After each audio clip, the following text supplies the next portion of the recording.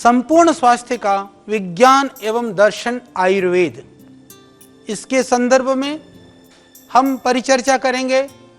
कि आयुर्वेद क्या है, इसका परिचय, इसकी क्या विशेषताएं हैं, इसका क्या विस्तार है। हमारा प्रयास रहेगा कि जो छोटा बच्चा है, चाहे कोई बहुत बड़ा विद्वान है, चाहे वो सामान्य व्यक्ति है, चाहे वो हमारी माताएं बहनें जो गृहिणी हैं, सबको हम समझा सकें आयुर्वेद की क्या विशेषता है, उसकी महत्ता क्या है, उसकी हमारे जीवन में आवश्यकता क्या है। तो इसी लक्ष्य को लेकर के हम इस आयुर्वेद के विज्ञान को, इसके दर्शन को, इसकी आवश्यकता को हम आप सबको बता रहे हैं। तो सभी ने सुना होगा, आप सब ने अनुभव भी किया होगा कि इस विश्व में मनुष्य तो क्या तुच्छ से तुच्छ जो जीव है, वो भी कोई भी रोग नहीं चाहता है, वियोग नहीं चाहता है, जीवन में नुकसान भी नहीं चाहता है, अपमान और अज्ञान से होने वाले दुखों से बचने की भी कोशिश करता रहता है। तो इन दुखों से बचने के लिए वो प्रयास करता है कि मुझे सुख की प्राप्ति हो और सदा सुख मिले, इसके लिए वो प्रयास करता रहता है। इस तथ्य को ध्यान में रख करके हम निश्चित रूप से ये कह सकते हैं कि जब से ये सृष्टि की रचना हुई है, हाँ, सृष्टि की रचना कब हुई इसके ऊपर विवाद हो सकता है,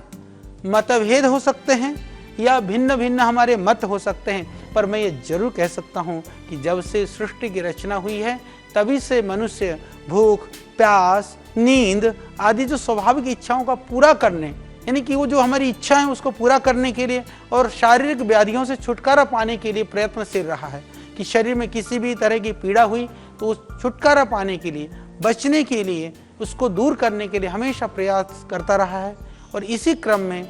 सबसे पहले आयुर्वेद का उद्भव हुआ है, इसमें कोई शंका नहीं है, क्योंकि दुनिया की जो लाइब्रेरी में भी सबसे प्राचीन ग्रंथ वह ऋग्वेद है, उस ऋग्वेद के अंदर आयुर्वेद का वर्णन है। इसलिए हम कह सकते हैं कि जब से मानव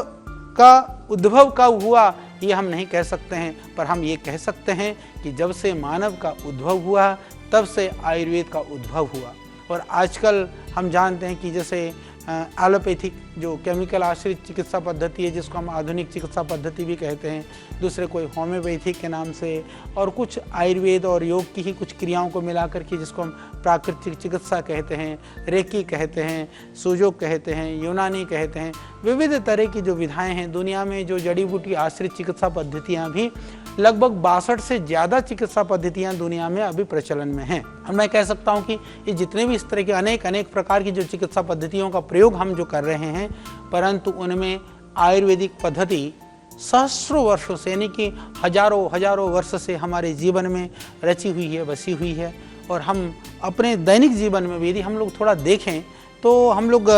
अपने घर में, परिवारों में, तो कहीं ना कहीं आपको आयुर्वेद दिखाई देगा। जैसे कि मैं कहूँ कि हम देखते हैं किसी के पेट में दर्द हो गया, गैस बन गई, तो कोई भी कहेगा भाई पेट में गैस बन रही है तो ऐसा कर अजवाइन ले ले, हींग फाँक ले, ये सब कह देते हैं। और किसी को जुकाम हो जाए, खांसी हो जाए, तो गला खराब हो गया, कह देते हैं ठंडा पानी मत पीना, ठंडा पानी पीने से गला खराब होता है। या अदरक तुलसी की चाय पी लो, या अदरक का रस निकाल करके उसमें शहद मिला करके पी लो, या काली मिर्च